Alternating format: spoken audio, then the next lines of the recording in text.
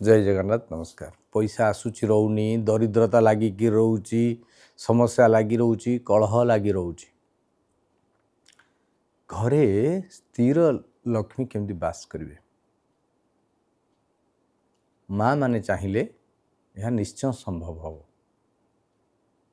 कि घर कई व्यक्ति चाहिए भी संभव हम कौन करेंगे संध्या समय ये उपाय को करेंगे 43 दिन पर्यंत करेंगे जदि वर्ष सारा करते बहुत भल 7 खंड कर्पूर आणवे ताकू जलैबे दीपर पकईकि संध्या समय जलैवा सहित से 7टी लवंग गोटी गोटी करी पकेबे एवं यही मंत्र को जप कर ओम त्रीं स्वाहा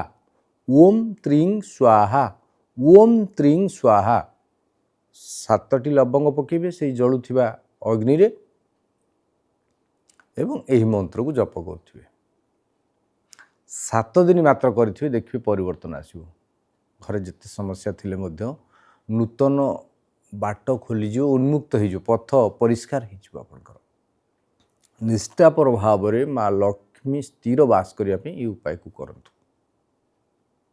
गृह रे सुख शांति पे करंतु सफलता पे करंतु चाकरी पे करंतु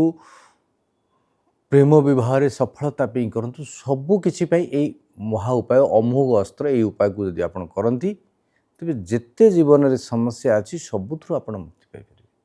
करंतु ये उपाय रुहंत खुशी यदि हैप्पी लिविंग एस्ट्रो को सब्सक्राइब करना तबे तुरंत सब्सक्राइब कर नियंतु आपण जीवन में यदि किछि समस्या अछि तबे तळे दिया जाइथिबा व्हाट्सएप नंबर रे हमकु